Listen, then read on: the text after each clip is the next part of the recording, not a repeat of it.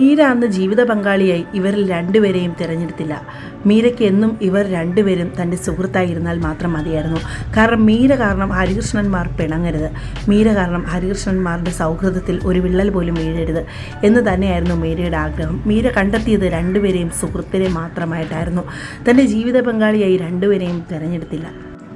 അവർ രണ്ടുപേരുടെയും ഏറ്റവും അടുത്ത ആത്മാർത്ഥ സുഹൃത്തായി തന്നെ കരിയാൻ മീര തീരുമാനിച്ചു. ആ തീരുമാനത്തിൽ ഹരികൃഷ്ണന്മാരും ഹാപ്പിയായിരുന്നു. പിന്നീട് അങ്ങോട്ടുള്ള ഇവരുടെ ജീവിതം എന്താണെന്ന് നമുക്ക് നോക്കാം.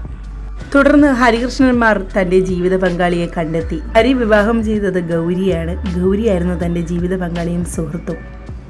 കൃഷ്ണൻ വിവാഹം ചെയ്തത് നീനയാണ്. നീനയുമായി വളരെ സന്തോഷകരമായ ജീവിതം തന്നെയാണ്. വർഷങ്ങൾക്ക് ശേഷം ഹരികൃഷ്ണന്മാർ എവിടെയാണെന്ന് നമുക്ക് നോക്കാം. ഹരികൃഷ്ണന്മാർ ഇപ്പോഴും ഹരികൃഷ്ണൻസായി വളരെ സന്തോഷമായി തന്നെ ഏറ്റവും നല്ല സുഹൃത്തുക്കളായി മുമ്പോട്ട് പോവുകയാണ്. ഇന്ത്യയിൽ തന്നെ അറിയപ്പെടുന്ന ഏറ്റവും വലിയ ലോയേഴ്സാണ് ഇരുവരും കുടുംബവുമായി വളരെ സന്തോഷമായി തന്നെ മുമ്പോട്ട് പോവുകയാണ്. ഇപ്പോഴും ഇവരുടെ സൗഹൃദത്തിന് ഒരു വിള്ളൽ വീണിട്ടില്ല. ഹരിക്കൊരു മകനാണുള്ളത്, കൃഷ്ണനും ഒരു മകനാണുള്ളത്.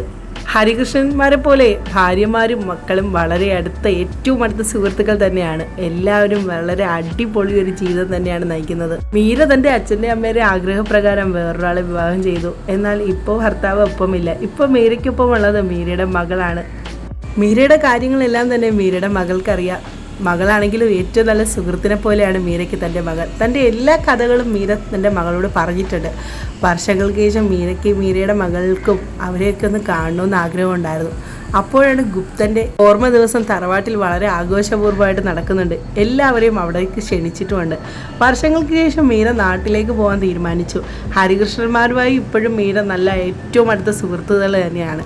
വർഷങ്ങൾക്ക് ശേഷം മീര തൻ്റെ മകളുമായി ഹരികൃഷ്ണന്മാരെ കാണാനായി എത്തി. ഇരുവരും ഏറ്റവും നല്ല സുഹൃത്തുക്കൾ തന്നെയാണ് ഇപ്പോഴും. അങ്ങനെ എല്ലാവരും കൂടി ഇതേ ഗുപ്തൻ്റെ തറവാട്ടിലേക്ക് എത്തിയിരിക്കുകയാണ്.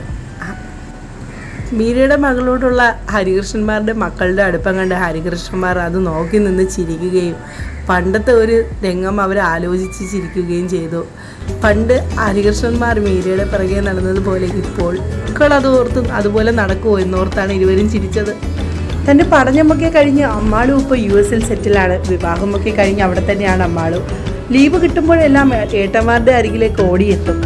സുദർശനൻ ഇപ്പോൾ അറിയപ്പെടുന്നൊരു ഗായകനാണ്. തൻ്റെ സുഹൃത്തുക്കളുമൊത്ത് കച്ചേരിയൊക്കെയായി വളരെ സന്തോഷമായി തന്നെ മുമ്പോട്ട് പോവുകയാണ്.